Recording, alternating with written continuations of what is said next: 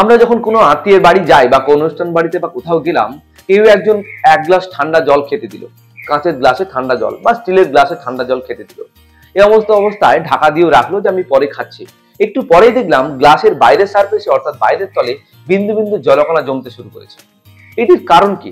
অনেকের মনে হতে পারে গ্লাসের গায়ে হয়তো ছোট ছোট ছিদ্র রয়েছে, সেই ছিদ্র দিয়ে জলটি বাইরে এসেছে এবং বাইরে জমে গেছে।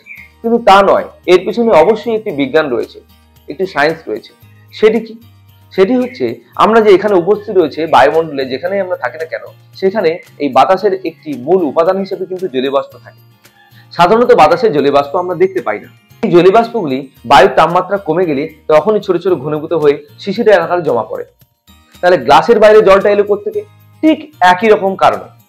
কিভাবে না, ওই গ্লাসের ভেতরে যে ঠান্ডা জল রয়েছে, সেই ঠান্ডা জলের কারণে গ্লাসের বাইরের সারফেস অর্থাৎ গ্লাসটির যে মেটেরিয়াল দিয়ে তৈরি, সেই মেটেরিয়ালটি ঠান্ডা হয়ে যায়, শীতল হয়ে যায়।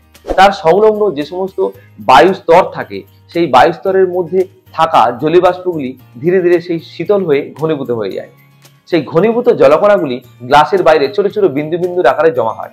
আমরা বাইরে থেকে দেখে ভাবি হয়তো কোনো ছিদ্রের মাধ্যমে জলটি বাইরে বেরিয়ে এসেছে।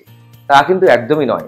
তোমরা এখন বুঝলে যে ওই জলটি হলো যে ওই গ্লাসের বাইরে উপস্থিত জলীয় বাষ্পর ঘনীভূত রূপ।